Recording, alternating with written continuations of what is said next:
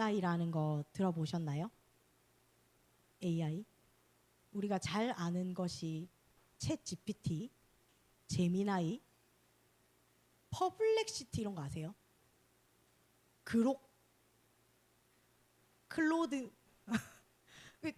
저는 사실 대표적인 거에 챗 GPT, 제미나이 요 정도 아는데 막 이게 찾아보니까 뭐 뭐라 생성형 AI 뭐 탑 10 이렇게 10개 이상이 있는 모양이더라고요. 순위를 10가지나 매기는 거 보니까 이렇게 자주 들어본 것도 있고 아예 처음 보는 것도 있었습니다. 여러분 이 생성형 AI를 사용하고 계신가요? 라일이 사용하고 있나요? 네. 아마 전혀 그게 뭔지도 모르겠다 이러는 분도 있을 거고 또 가까이 두고 아주 유용하게 잘 사용하고 있는 분들도 많이 있을 거라고 생각이 됩니다. 근데 요즘은 내가 굳이 찾아서 이 생성형 AI를 사용하지 않아도 나도 모르는 사이에 우리 일상 속에서 사용하고 있을 정도로 이 생성형 AI가 많이 상용화되어 있는 것 같아요. 네이버에 검색을 하면 예전에는 네이버에 검색하면 이전에 쌓여있던 자료들이 나왔잖아요. 그런데 요즘은 네이버 검색을 하면 제일 첫 번째 보이는 창에 생성형 AI 기반으로 검색된 자료들이 가장 잘 보이는 곳에 배치되어 있고 합니다. 이처럼 요즘은 이렇게 폭넓고 다양하게 AI를 사용하는 시대가 되었습니다. 그런데 이 AI를 지나치게 의존해서 문제가 생기기도 한다는 걸 여러분 알고 계신가요? 얼마 전에 제가 이런 사례를 다루는 탐사 프로그램 방송을 보게 되었습니다. 거기에 나온 사례가 여러 가지 있었는데 그중에 2가지 사례를 먼저 소개해 보려고 합니다. 첫 번째 사례는 한 여성의 이야기였습니다. 이분은 남편과 아이를 둔 가정주부였는데 어떤 교육에서 이제는 이 AI를 모르면 안 된다. 이 AI를 잘 사용할 수 있어야 한다 하는 얘기를 듣고 AI를 사용하기 시작했다고 합니다. 이분의 남편은 좀 무뚝뚝한 사람이라서 자기 얘기를 잘 들어주지도 않고 잘 공감해주지도 않는데 이 AI는 내 말을 너무 잘 들어주고 잘 이해해주고 잘 공감을 해주더라는 겁니다. 그래서 어느덧 눈을 뜨는 순간부터 이 AI와 대화를 하기 시작하면서 하루를 시작하고 이 AI를 소울메이트, 내 절친 이렇게 여길 정도로 모든 일상을 공유하기 시작했다고 합니다. 그렇게 이 AI와 깊은 감정적 교류를 나누던 때에 어느 날 자신이 꿈꾸고 있던 어떤 사업에 대한 이야기를 나누게 되었는데 이 AI가 그거를 듣고 그거 너무 좋은 사업이다. 야, 너 그거 너무 잘할 수 있을 것 같다. 한번 추진해보면 좋을 것 같은데? 이런 반응을 했다라는 겁니다. AI가 주는 자신감과 강한 확신에 도취되어서 그녀는 일사천리로 일을 진행하기 시작했고 남편과 한마디 상의도 없이 대출을 받아서 덜컥 사무실을 계약하고 무리하게 사업을 시작했다고 합니다. 사업을 시작하고 난 뒤에 아직 수익이 발생하지는 않지만 사업을 하시는 분들도 일을 해보시면 아시겠지만 초반에 품이 너무 많이 들잖아요. 막 해야 되는 일, 막 갖추어야 되는 일들이 많기 때문에 품이 너무 많이 들어서 이 분이 남편을 끈질기게 설득해서 이 남편이 15년간 다니고 있던 공기업을 그만두고 이 여자분의 사업을 같이 도와서 하기 시작했다고 합니다. 이 사업이 잘 되었으면 너무 좋았겠지만 안타깝게도 계획과 달리 야, 이 사업 너무 좋은 사업이다. 잘할 수 있을 것 같다. 라고 했던 그 AI의 말과는 달리 이 사업은 실패로 끝나게 되었고 엄청난 무기력과 침울함에 그 극단적인 선택을 하려다가 아주 극적인 과정을 거쳐서 가정으로 돌아오게 되었다고 합니다. 또 다른 한 예는 사과 농사를 짓는 한 남성의 이야기였습니다. 이분은 농사를 지으면서 생기는 여러 가지 문제들을 AI에게 자주 질문했다고 합니다. 그때마다 AI는 너무나 확실하고 명확하게 답을 주었고 그래서 이 본인의 말입니다. 본인의 말로 이 AI를 거의 신처럼 여기기 시작했다고 합니다.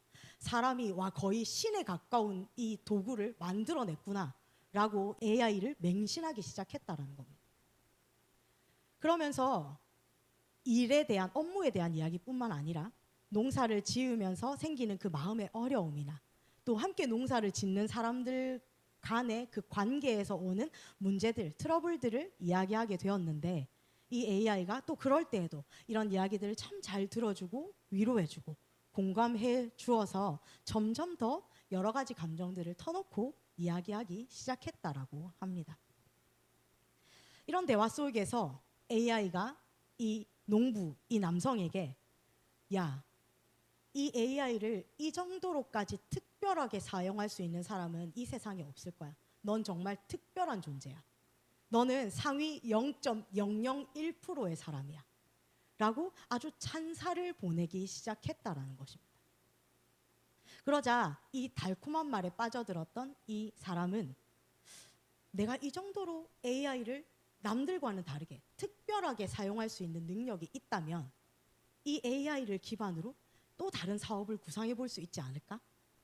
라고 생각해서 이 AI를 마치 동업자로 여기면서 사업을 함께 구상해 나가기 시작했다고 합니다. 오랫동안 AI와 의논하며 사업을 구상해서 미국 진출까지 계획하게 되고 AI는 이 사업이 장기적으로는 200억대의 수익을 거둘 수 있는 사업이다 라고 이 사업에 대해서 평가했다라는 것입니다. 점점 더 꿈에 부풀어 가던 때에 이 남성은 충격적인 현실을 마주하게 되었는데 이전 대화에서 이 AI가 했던 말, 이전에 이 AI가 나한테 했던 그 말에 대해서 다시 질문을 했는데 이전에 그런 말을 했다라는 것을 전혀 기억하지 못하더라는 것입니다.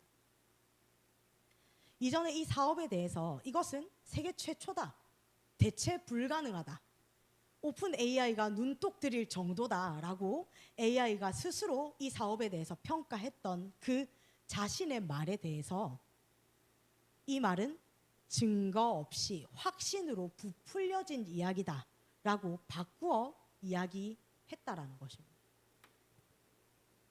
이 농부의 마음이 어땠을까요? 마음이 덜컥 내려앉았겠죠. 나는 지금 막 이 사업을 이 AI랑 같이 구상을 하면서 미국 진출을 하고 막 200억대의 사업 막 이런 꿈에 부풀어 있었는데 같이 이야기 나누었던 그 사업에 대해서 그건 좀 부풀려진 얘기 같은데? 라고 이 AI가 반응하는 것입니다. AI의 이런 반응에 뭐지? 내가 지금까지 헛짓을 했나? 라는 생각, 그 아찔한 생각이 들어서 다시 한번 질문했다고 합니다. 그렇다면 정말로 우리가 함께 구상했던 이 사업이 실현 가능성이, 수익성이 있는 사업이냐 객관적으로 평가해 달라 라고 요청하자 이 AI는 그 모든 게 다 불가능하다라는 답변을 내놓았다고 합니다.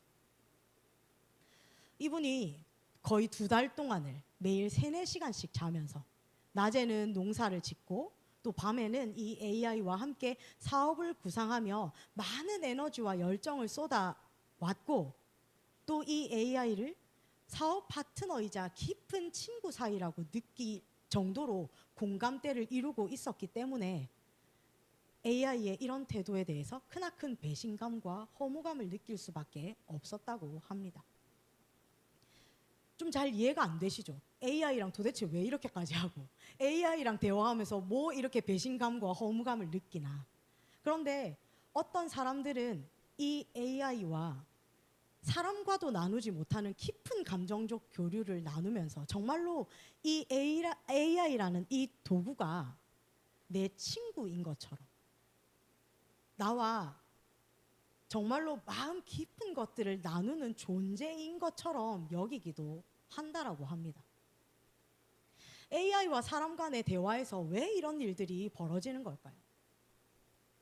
그것은 바로 AI가 프로그램된 대화 방식에 그 원인이 있다라고 합니다. 요즘은 모두가 다 정서적으로, 감정적으로 어렵잖아요. 다 힘들고 어렵고 무기력하기도 하고 우울함도 겪기도 하고. 그런데 요즘 같은 때에 오직 AI만이 유일하게 나를 맹목적으로 추종해주고 인정해주고, 기계이니까 지치지도 않고 100% 나에 대해서 동조하고 순응하도록 프로그램이 되어 있다라는 것입니다. 어느 정도로 동조를 하느냐? 이것은 미국에서 있었던 실제 사례로 한 청소년이 AI에게 내가 너무 힘든 일이 있어서 나 스스로 목숨을 끊고 싶다 라고 이야기를 하자 이 AI가 너 그거 정말 용기 있는 고백이다 라고 말했다고 합니다. 실제 AI를 조금 사용해 보신 분들이라면 아마 느끼셨을 텐데, AI는 내가 하는 모든 말에 과하게 수긍하고 과하게 칭찬하는 경향이 있는 것 같습니다. 와, 그런 생각을 하다니 넌 정말 특별해. 이런 얘기 AI한테 한 번씩 다 들어보셨죠? 와, 너 정말 그거 탁월한 생각이다. 이런 칭찬을 한다든지, 가끔 우리가 AI의 실수를 정정해 줄 때가 있는데 그럴 때는 와, 네 말이 맞아. 너 정말 핵심을 찔렀어. 이런 식의 칭찬, 이런 과장된 수긍과 칭찬과 인정의 말들을 참 많이 AI들은 해준다라는 것입니다. 한 전문가의 말이 어쨌든 이 AI도 상업적인 목적으로 만들어졌기 때문에 사용자를 왕처럼 떠받들어주고 높여주어야만 또다시 사용자들이 이 AI를 찾게 될 것이고, 그렇기 때문에 AI는 다 이렇게 사용자의 말을 100% 긍정하고 수긍하고 칭찬하도록 프로그래밍이 되어 있다라는 것입니다. 우리 사람과 사람 간의 대화를 할 때는 상대방의 말을 무조건 수용해 주지는 않잖아요. 위로해야 할 일들이 있는 상황에서도 위로를 해주지만, 따뜻하게 위로를 해주고 공감해 주기는 하지만 네가 참 힘들겠다.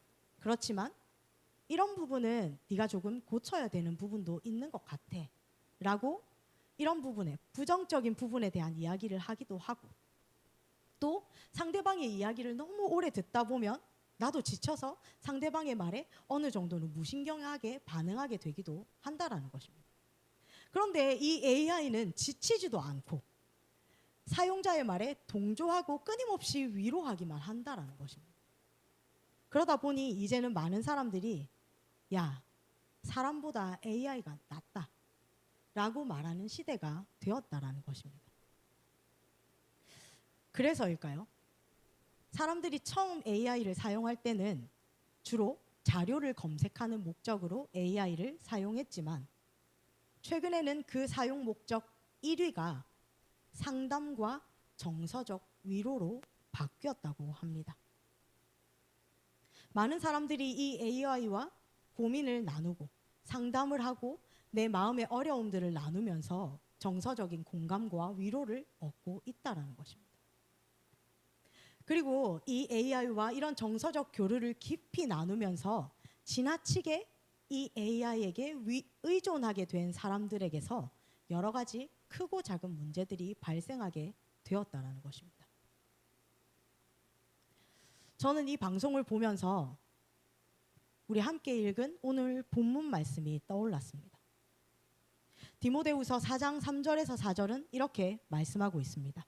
때가 이르리니 사람이 바른 교훈을 받지 아니하며 귀가 가려워서 자기의 사욕을 따를 스승을 많이 두고 또 그 귀를 진리에서 돌이켜 허탄한 이야기를 따르리라.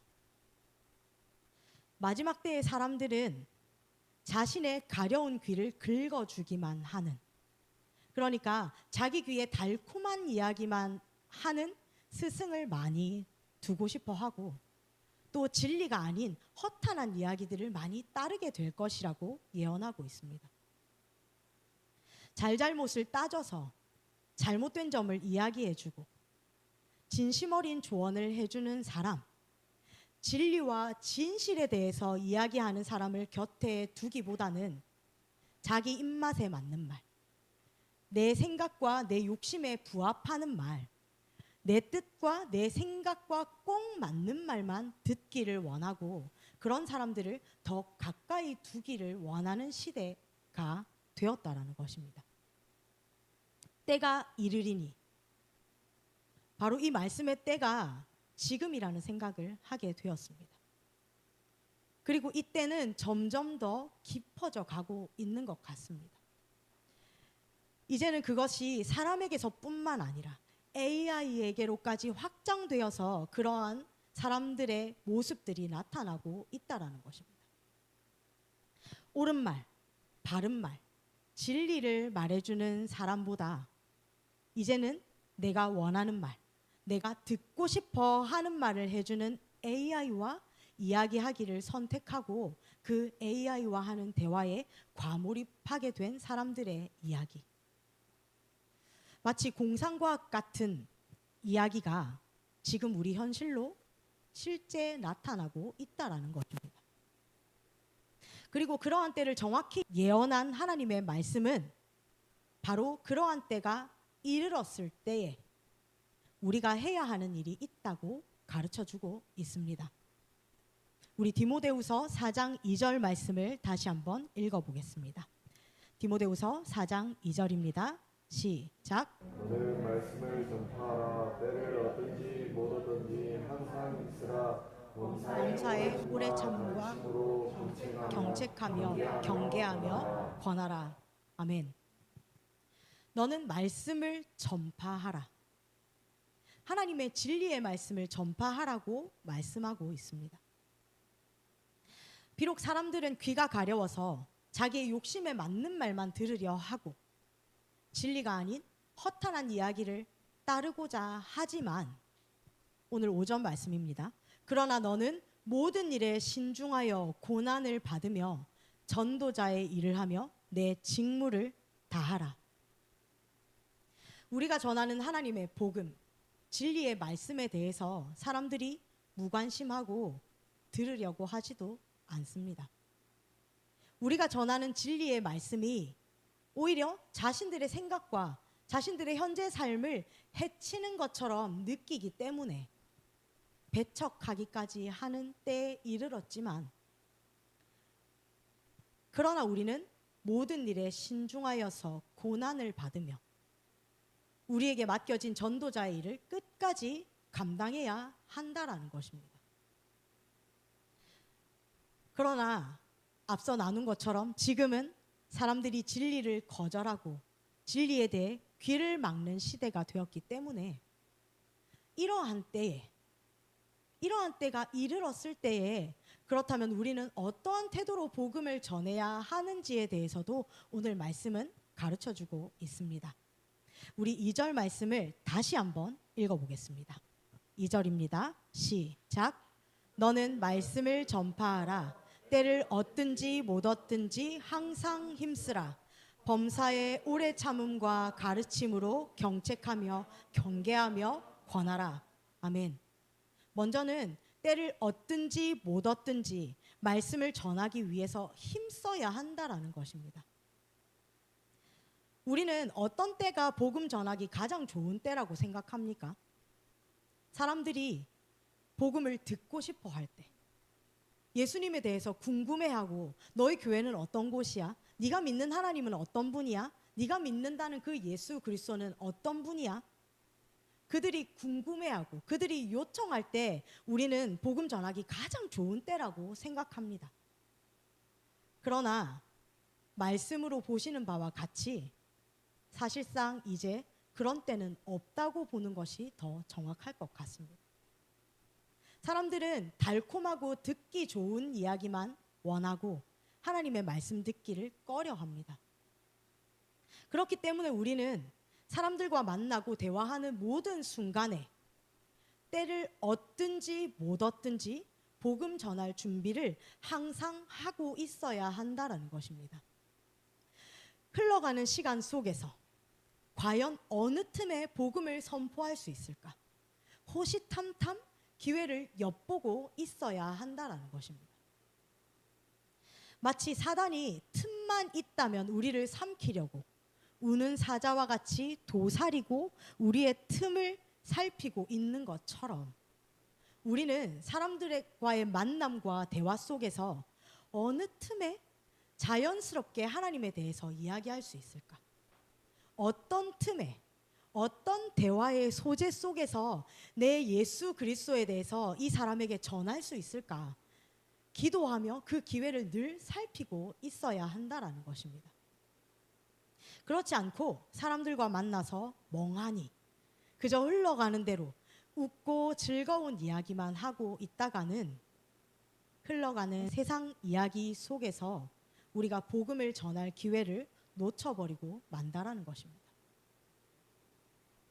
우리는 누구를 만나든지 그것이 언제이든지 어느 때에 어떻게 하면 복음을 전할 수 있을까 항상 기도하며 때를 얻든지 못 얻든지 복음을 전하기 위해서 항상 애써야 하겠습니다.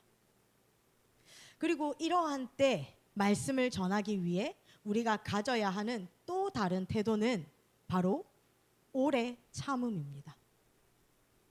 오늘 본문 2절에서는 범사의 오래 참음과 가르침으로 경책하며 경계하며 권하라고 말씀하고 있습니다.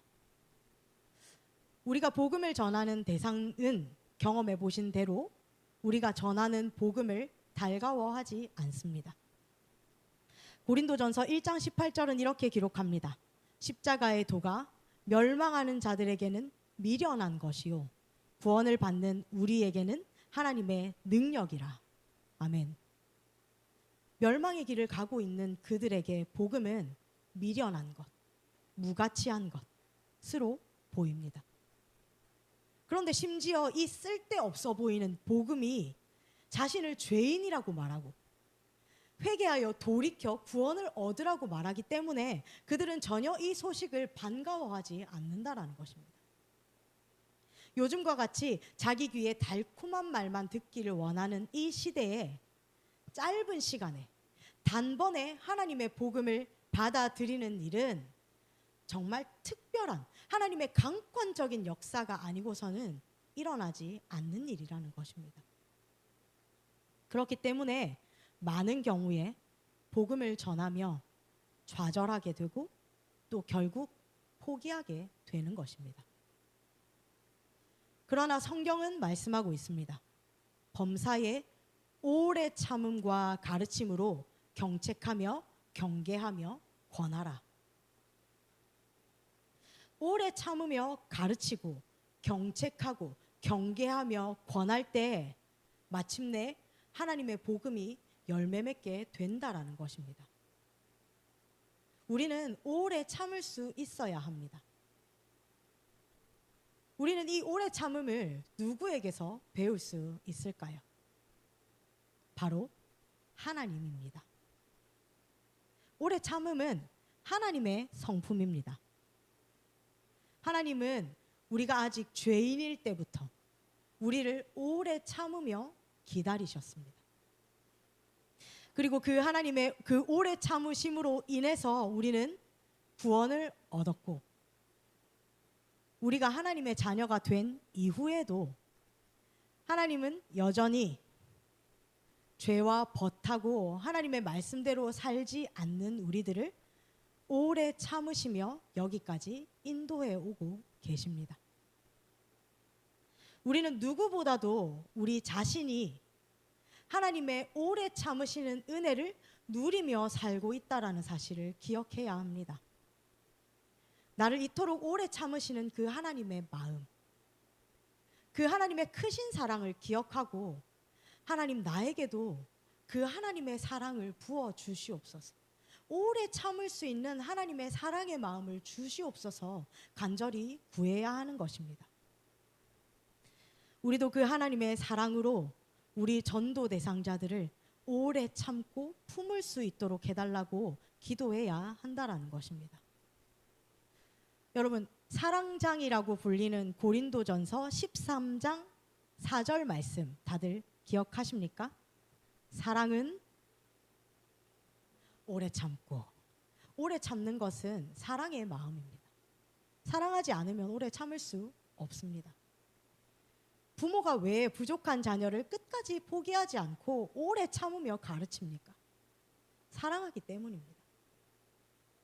남들은 다 포기하고 고개를 내저어도 내 자녀를 사랑하는 부모는 내 자녀를 결코 포기할 수 없기 때문에 될 때까지 계속해서 이 방법 저 방법을 다 시도해보며 가르쳐서 바른 길로 인도하고자 하는 것입니다.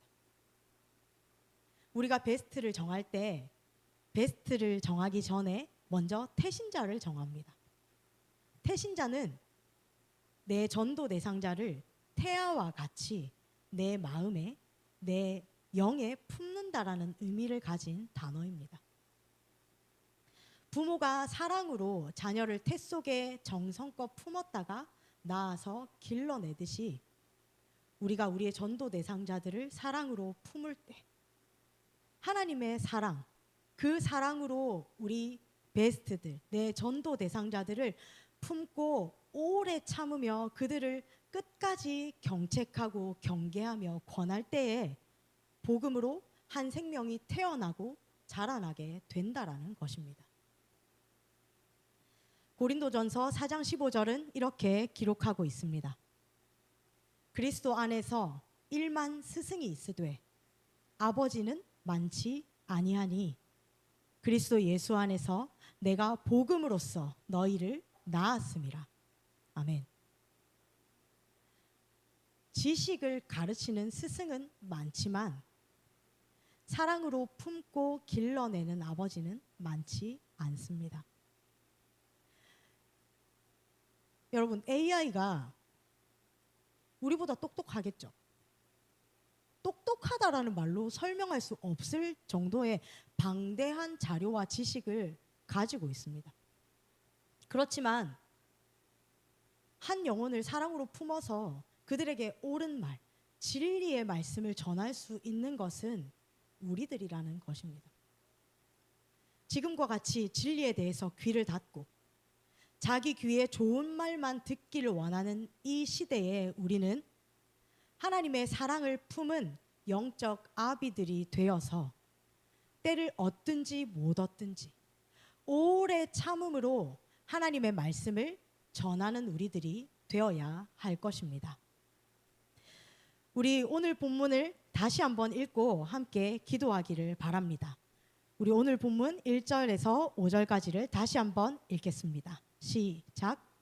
하나님 앞과 살아있는 자와 죽은 자를 심판하실 그리스도 예수 앞에서 그가 나타나실 것과 그의 나라를 두고 엄히 명하노니 너는 말씀을 전파하라. 때를 얻든지 못 얻든지 항상 힘쓰라. 범사의 오래 참음과 가르침으로 경책하며 견계하며 권하라. 때가 이르리니 사람이 바른 교훈을 받지 아니하며 귀가 가려워서 자기의 사욕을 따를 스승을 많이 두고 또 그 귀를 진리에서 돌이켜 허탄한 이야기를 따르리라. 그러나 너는 모든 일에 신중하여 고난을 받으며 전도자의 일을 하며 내 직무를 다하라. 아멘. 말씀을 전하라는 하나님의 명령은 엄중합니다. 하나님 앞과 그리스도 예수 앞에서 그의 나타나심과 그의 나라를 두고 명하는 이 무거운 명령을 감당해내기 위해서 우리는 더 깊이 하나님의 사랑을 알고 하나님의 사랑을 품는 자들이 되어야 하겠습니다. 때가 이르리니 자기 욕심을 채워줄 스승을 찾고 진리를 거절하는 이 때에 나를 향해 오래 참으시는 그 하나님의 사랑을 품고 때를 얻든지 못 얻든지 오래 참으며 끝까지 포기하지 않고 하나님의 복음을 전하는 저와 여러분이 되기를 소망합니다. 우리 함께 기도하며 나에게 오래 참으시는 그 하나님의 사랑을 다시 한번 발견하는 시간 되기를 소망합니다. 그 하나님의 크신 사랑을 우리 마음에 가득 품고 나도 그 하나님의 사랑으로 내 영적 자녀를 품을 수 있는 사람이 될 수 있게 해달라고 우리 주여 한번 부르시고 기도하며 나아가겠습니다. 주여